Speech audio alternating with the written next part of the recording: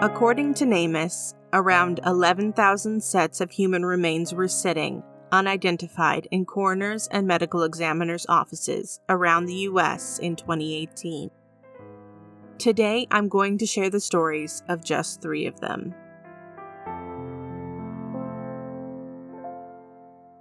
Hello, loves. I decided to cover some unidentified people in this episode. I chose 3 states at random and 3 cases at random. I didn't want to choose cases that have a lot of coverage, so hopefully you're not familiar with these already. The best way to help identify these people is to talk about them. Unfortunately, a lot of times people are forgotten. So if you live in these areas, or once did, or know someone who does or did, share the details of this case.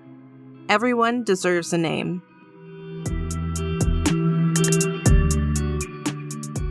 On January 20th, 1969, a decomposing body was found in a creek in an area of Orange County, New York, known as Warwick Brook. The location was very densely wooded, found off the side of Highway 17. I'll post the photo on socials and in the video, but if you look at the Google Maps image of the area, everything is trees.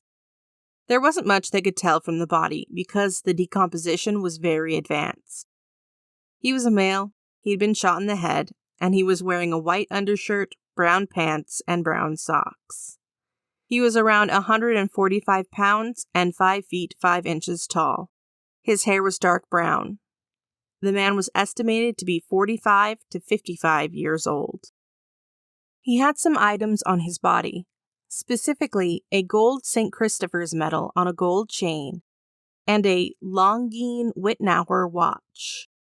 The watch band was a cheap black leather with an inscription that read, "Watch repaired at Whippany Jewelers, Whippany, New Jersey, January 67.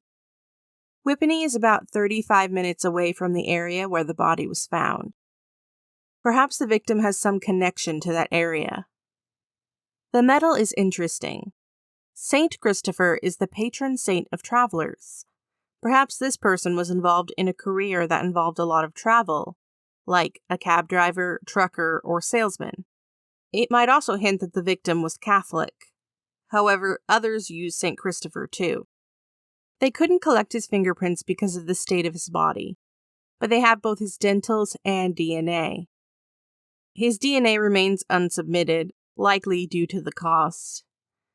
That's really all we know about this John Doe.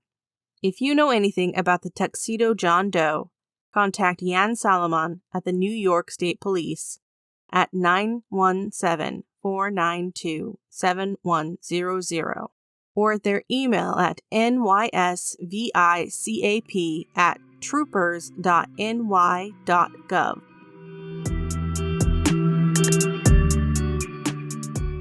Our next case is a bit unique because it's not a homicide. Rather, the unidentified person in this case died in a car accident.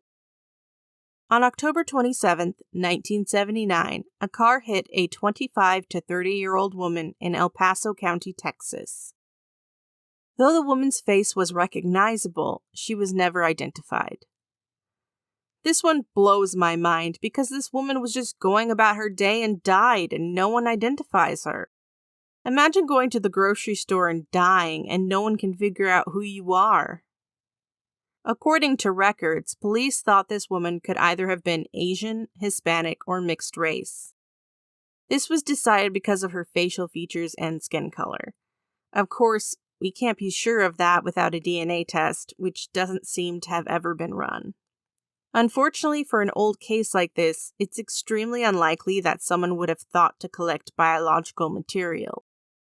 The woman was wearing a black blouse with red, orange, and light blue-purple dots, and black pants with nylon stockings, which is very 70s, and I love it. She was also found wearing a white bra. If she had any other jewelry or other personal items, it wasn't noted. Weirdly, there's a range for her height and weight. You'd assume that they'd be able to get an accurate measurement during her autopsy, but apparently not. She was short, from 4'10" to 5 feet, which is even shorter than me. Her weight range was anywhere from 115 to 125 pounds. Her hair color was black, and her eyes were brown. Now, given the location, we have to discuss the fact that Jane Doe could have been an immigrant, undocumented or otherwise. Maybe she immigrated alone and thus didn't have anyone to report her as missing. Or her family may have been too frightened to come forward to the authorities to claim her. If so, that's so sad. Everyone should be able to claim their family. If you know anything about the El Paso County Jane Doe, contact the Missing Persons Clearinghouse at the Texas Department of Public Safety at 512-424-5074 or 1-800-346-3243.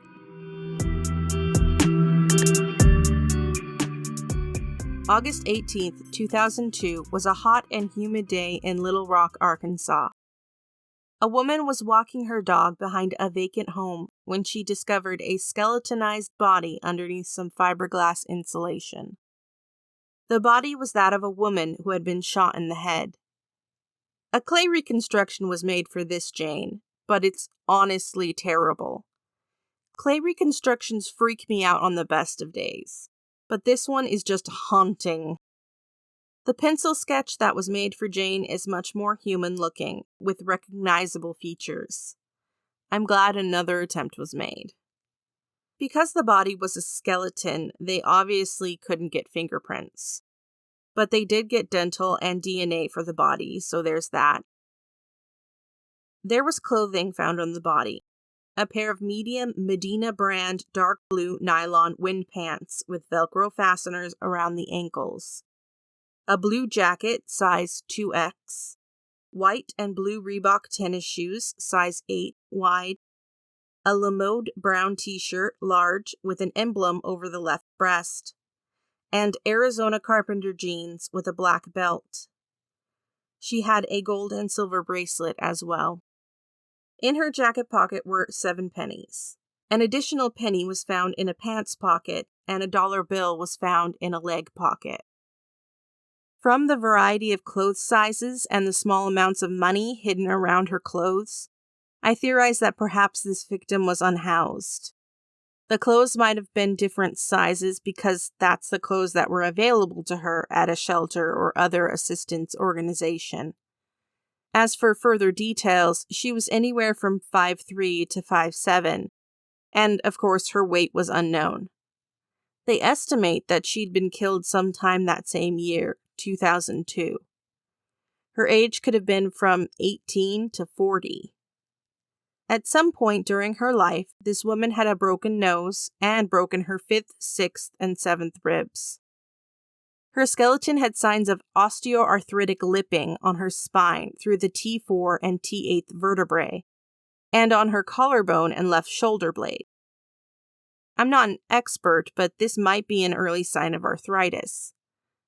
Her nasal septum was also deviated to the left.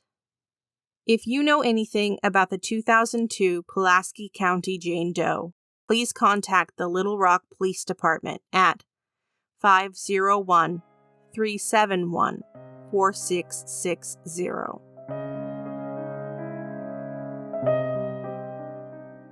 Those are the 3 cases I have to share with you today. These cases always feel a bit disappointing because of the lack of closure, but it's important to share them, especially the old ones, because the people who knew these people are going to pass away, and memories will be lost. Support me on Patreon at patreon.com/A Memory of Malice, or on Ko-fi at ko-fi.com/A Memory of Malice. Or leave me a review on Apple Podcasts. Ratings and reviews help people find my show. Follow me on Instagram at AMOM_podcast.